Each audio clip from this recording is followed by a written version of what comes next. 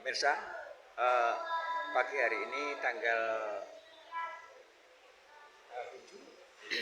7 Juni 2025 kita ketemu langsung pemimpin dari Majelis Tafsir Al-Quran Kabupaten Bojonegoro, beliau Bapak Muhammad Arifin. Ini kebetulan ada di kantor Bojonegoro. Assalamualaikum Bapak. Pak Nun Sewu, untuk MTA ini masuk di Bojonegoro itu tahun berapa Pak? Kalau masuknya di Bojonegoro itu 2007-2008, cuman diresmikannya secara resmi oleh kantor pusat, oleh Kemenkumham itu 2011. Waktu itu diresmikannya di Jakarta. Kantor pusatnya di mana Pak? Kantor pusatnya ada di Jalan Ronggo Warsito nomor 111A Surakarta, dekat lapangan Mangkunegaran. Oh gitu ya. Bapak menjabat selaku ketua dari MTA Kabupaten Bojonegoro sejak kapan Pak? Ya, mulai 2011 itu kan diresmikan, itu ketuanya beliau Ustadz Sugeng, kemudian saya sebagai sekretaris perwakilan di Bojonegoro. Gitu. Untuk Bojonegoro sendiri sudah berapa kecamatan atau sudah tercapai dari keseluruhan yang ada di Kabupaten Bojonegoro Pak kepengurusan? Ya, di Bojonegoro dari sekian kecamatan itu baru ada 7 kecamatan, mulai dari ujung selatan itu di Kecamatan Margomoyo, kemudian Kecamatan Kerahu, kemudian Kecamatan Padangan, Kecamatan Kasiman, terus kemudian ini Bojonegoro Kota, terus kemudian Kecamatan Ngambon sama Kecamatan Sekar. Begitu. Yang baru ada MTA-nya di secara resmi. Sedangkan seperti di Tambarjo belum udah. Nah, kalau warga kami itu menyebar di beberapa kecamatan, Tambarjo ada, mungkin di Kalibubu juga ada, banyaklah, mulai sampai dari Kampas, bahkan ini warga Bojonegoro ini sampai ke Rengel Tuban. Itu ya. Ngajinya di cabang Bojonegoro Kota ini. Oh, ngajinya di cabang Bojonegoro Kota ini ya, Iya. di jalan apa ini, di Kalirjo ini ya? Ya, di Desa Kalirjo. Desa Kalirjo. Dan untuk misi korban nih, korban ini tadi untuk hari ini berapa nih? Untuk tahun ini alhamdulillah seperti biasa sih, nggak ada yang perubahan signifikan. 11 ekor sapi sama 11 ekor kambing. Disembelih semua hari ini? Rencana hari ini 6 ekor sapi sama 3 ekor kambing dulu, karena waktunya nanti mepet, karena juga kita harus distribusikan dagingnya biar tidak kesorean. Oh, terus untuk yang kelebihannya besok? Ya, besok akan dilaksanakan selebihnya, itu 5 ekor sapi sama 8 ekor kambing itu hari besok. Oh, untuk lokasinya juga sama di sini?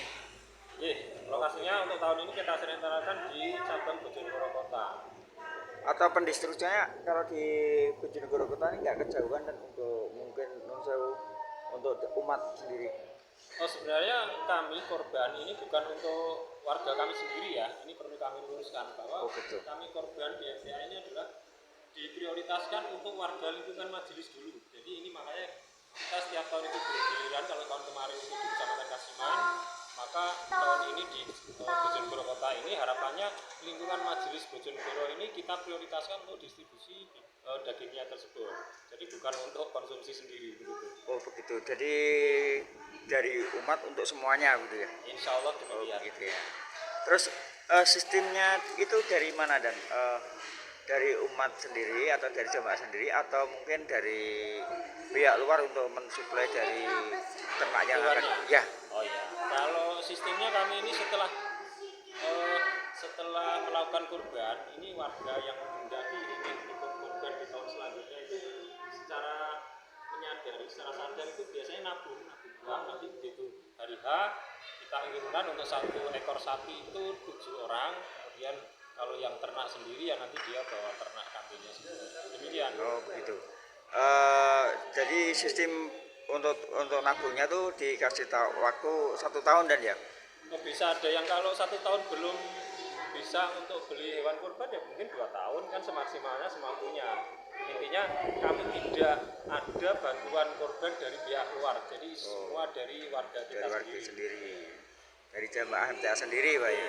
Untuk dinding kalau sudah menjadikan ternak korban, dagingnya untuk semua. Diutamakan lingkungan majelis. Nanti kalau ada lebih ya kita bisa bagi-bagi ke lingkungan majelis yang lain. Apa ya, alternatif yang kedua. Sudah komitmen ya. Ya. Dan izin mengenai kesan untuk Hari Raya Idul Kurban ini, terus pesan panjenengan untuk umat panjenengan selaku penanggung jawab yang ada di Bojonegoro. Kalau kami pesan kepada internal ya, kurban itu kan sifatnya ikhlas, jadi bukan darah atau dagingnya yang sampai kepada Allah, tetapi keikhlasan hati untuk melaksanakan kurban itu, sehingga insya Allah kita tiap tahun yang tahu, yang memang mampu, insya Allah akan selalu melakukan penyembelihan hewan kurban itu tadi. Terus kemudian nanti dagingnya kita distribusikan untuk umat, karena kita dakwah ini ya dari kita untuk umat. Untuk umat. Ya. Dan izin ini bisa dijelaskan satu persatu dari dokumen yang sudah ada ya. Ya. Yang paling ujung ini beliau almarhum Al Ustadz Dr. Agus Ahmad Sukino ketika berfoto di Jakarta dengan beliau Kapolri waktu itu Jenderal Tito Karnavian. Ya. Ya. Kemudian ini Al Ustadz almarhum Abdullah Tugel Saputra, ini ada pendiri MTA pertama, yaitu di 1972 waktu itu. Sudah wafat di Solo. Terus kemudian ini penerusnya adalah Al Ustadz Dr. Agus Ahmad Sukino almarhum juga. Ini mulai dari 1992 sampai 2021. Ya. Kemudian diteruskan ini oleh Al Ustadz sekarang, Al Ustadz Nurholis Saifullah LCMU dengan MTA sejak tanggal 26 Februari 2021. Ini ada satu keistimewaan ya, dari September ke September ini izin. Ya. Ini dari September, beliau wafat September. Oh iya. September tapi wafatnya Februari. Oh Februari. Oh iya, jadi tidak September. Oh siap.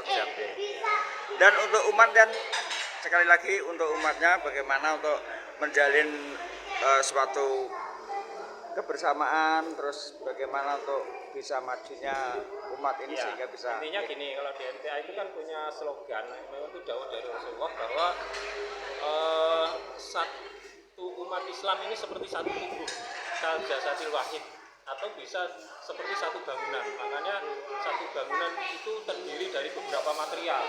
Nah, masing-masing material itu tidak merasa dirinya paling dipentingkan, tetapi harus bersatu biar kokoh, biar menjadi bangunan yang kokoh.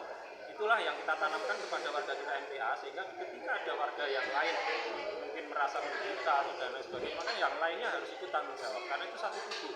Jangan sampai tubuh yang lain sakit, itu malah menjadikan beban bagi tubuh yang lain. Jadi harus merasa tanggung jawab semua. Itulah bentuk kebersamaan di jamaah MTA. Mudah-mudahan kalau umat Islam semua bisa menyerapi atau memahami dengan hadis tersebut, insya Allah umat Islam akan bersatu dan kuat kembali untuk membela kebenaran, untuk mendirikan atau menegakkan kalimatullah. Jadi mendirikan kalimat Allah. Jadi seumpama tubuh ada yang terluka, sakitlah semuanya, kan gitu. Ya, Oke. itu nyanyinya Bang Haji Ramayana. Salam buat Bang Haji. Terima kasih. Assalamualaikum. Waalaikumsalam warahmatullahi wabarakatuh.